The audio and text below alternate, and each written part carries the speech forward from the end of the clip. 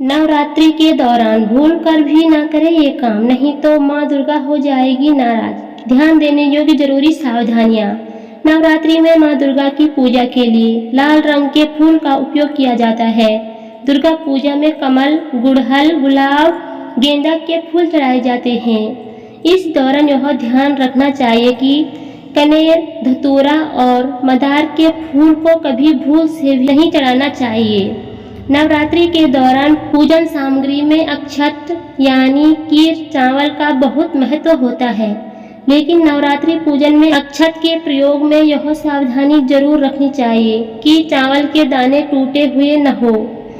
Number 3, Navratri के दौरान आप जिस भोजन को माँ दुर्गा को भोग लगा रहे हैं उसमें लहसुन और प्याज का प्रयोग बिल्कुल भी नहीं करना चाहिए। ऐसा करना शुभ नहीं माना जाता है, क्योंकि लहसुन प्याज को तामसिक प्रवृत्ति का भोज्य पदार्थ माना जाता है। नंबर 4, नवरात्रि में कलश स्थापना के लिए नारियल का इस्तेमाल किया जाता है, लेकिन ध्यान रखना चाहिए कि कलश स्थापना के लिए टूटे हुए नारियल उपयोग न करें। पूजा के लिए जटा वाला नारियल ही उपयोग करना चाहिए। नंबर 5, यदि आप नवरात्रि में 9 दिन का व्रत रख रहे हैं और अपने घर में माता की स्थापना करके अखंड ज्योति जला रहे हैं तो ऐसी स्थिति में घर को बिल्कुल भी अकेला नहीं छोड़ना चाहिए, अर्थात घर में हमेशा कोई न कोई जरूर रहे। नंबर 6, यदि नवरात्रि में स्थापना कर ले माँ दुर्गा को अपने घर में आमंत्रित किया है तो आपको सुबह शाम दोनों समय आरती और पूजा पाठ करना बिल्कुल भी न भूलें, और साथ ही माँ को भोग जरूर लगाना चाहिए, नहीं तो माँ नाराज हो जाएगी। नंबर 7, नवरात्रि में साफ सफाई करना न भूलें। इस दौरान सूर्योदय के साथ ही स्नान आदि कार्य समाप्त करने के साथ वस्त्र पहनकर पूजा जरूर करनी चाहिए, वरना माँ दुर्गा नाराज हो जाएगी। नंबर 8, नवरात्रि के 9 दिनों तक काले रंग के वस्त्र बिल्कुल नहीं पहनना चाहिए। इसके साथ ही चमड़े की बनी बेल्ट, जूते आदि सामग्री को नहीं पहनना चाहिए। नंबर 9, नवरात्रि के दौरान बाल, दाढ़ी और नाखून नहीं काटने चाहिए। नंबर 10, नवरात्रि के दौरान घर में सुख शांति का वातावरण बनाए रखना चाहिए।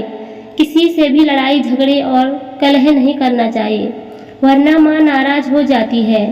नंबर 11, नवरात्रि में तामसिक भोजन जैसे प्याज, लहसुन और मांस, मदिरा का सेवन बिल्कुल भी नहीं करना चाहिए। इसके साथ ही नवरात्रि में अनाज और नमक का सेवन न करना उत्तम माना जाता है। इस दौरान सात्विक चीज़ों का सेवन करना चाहिए या फिर फलों का सेवन भी बहुत उत्तम होता है। नंबर 12, नवरात्रि में व्रत रखने वालों को 9 दिनों तक बिस्तर पर नहीं सोना चाहिए, जमीन पर चटाई बिछाकर सोना चाहिए। नंबर 13, नवरात्रि के दौरान दुर्गा चालीसा का पाठ करना चाहिए और पाठ करते समय किसी दूसरों से बात नहीं करनी चाहिए, नहीं तो पूजा अधूरी मानी जाती है। नंबर 14, नवरात्रि में किसी के भी प्रति नकारात्मक विचार अपने मन में नहीं लाना चाहिए और ना ही किसी को परेशान करना चाहिए। नंबर 15, गीता में बासी भोजन को तामसिक और रोगवर्धक बताया गया है। ऐसे भोजन को अपवित्र की श्रेणी में रखा गया है, इसीलिए बासी और जला हुआ भोजन व्रत के दौरान नहीं खाना चाहिए। नंबर 16, मूली का संबंध राहु से बताया गया है। राहु के दोष को दूर करने के लिए मूली का दान करना चाहिए। इसके सेवन से रजो और तमोगुण की बढ़ोतरी होती है, इसीलिए व्रत के समय में मूली का सेवन नहीं करना चाहिए। नंबर 17, नवरात्र के 9 दिनों में लहसुन और प्याज नहीं खाना चाहिए, क्योंकि इन दोनों को तमोगुण वर्धक माना जाता है। लहसुन प्याज उत्तेजना और काम भाव को बढ़ाता है। इसके अलावा शास्त्रों में इसे राक्षसी भोजन कहा गया है। कहा जाता है कि इसकी उत्पत्ति राहु और केतु से हुई है, इसीलिए इनमें गंध आती है और पूजा पाठ में इनका उपयोग नहीं किया जाता। नंबर 18, मसूर दाल को धार्मिक दृष्टि से अपवित्र माना गया है। इसका संबंध मंगल ग्रह से माना गया है। कहा जाता है कि इसके सेवन से मन में उग्र और तामसिक विचार का संचार होता है। इसे रजोगुण को बढ़ने वाला बताया गया है, इसीलिए इसे नहीं खाना चाहिए। नंबर 19, नवरात्रि व्रत करने वालों को गाजर और सीताफल से दूरी बनाना चाहिए। इन्हें रजोगुण वर्धक माना गया है। गाजर भूमि के नीचे उगती है, इसीलिए इसे अपवित्र माना जाता है। नंबर 20, नवरात्रि के दौरान बैंगन का सेवन नहीं करना चाहिए। बैंगन में रजोगुण होते हैं, ये सात्विक भावों को कम करता है। इसके अलावा इससे त्वचा पर रोग होने की भी संभावना होती है। बैंगन काम भाव को भी बढ़ाता है। नंबर 21, नवरात्रि के 9 दिनों में हो सके तो अनाज से दूरी बनाकर रखनी चाहिए।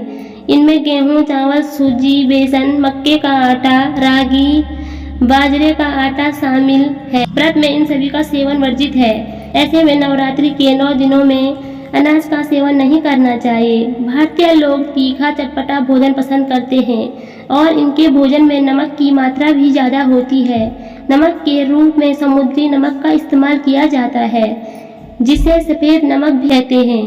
लेकिन नवरात्रि के 9 दिनों में सफ़ेद नमक की जगह पर सेंधा नमक को उपयोग करना चाहिए। सेंधा नमक का उपयोग करना चाहिए। इस नमक में सोडियम की मात्रा भी काफ़ी कम होती है, इसीलिए हार्ट ब्लड प्रेशर वालों के लिए यह नमक काफ़ी फायदेमंद होता है। इसीलिए नवरात्रि के 9 दिनों में उपवास के दौरान सेंधा नमक का ही सेवन करना चाहिए। नंबर 23, नवरात्रि में कुछ सब्जियां तो खाई जा सकती हैं, लेकिन कुछ सब्जियां वर्जित मानी जाती हैं, जैसे कि लहसुन और प्याज को नवरात्रि के 9 दिनों में पूरी तरह से वर्जित माना गया है। ऐसे में लौकी, पालक, आलू, टमाटर जैसी सब्जियों का सेवन कर सकते हैं। टमाटर को इसलिए भोजन में शामिल किया गया है क्योंकि इसे फल माना जाता है। नंबर 24, नवरात्रि के व्रत में कुछ मसालों से भी परहेज करना चाहिए, जैसे कि हल्दी, गरम मसाला, जीरा का पाउडर। नंबर 25, व्रत रखने वालों को 9 दिन तक नींबू नहीं काटना चाहिए।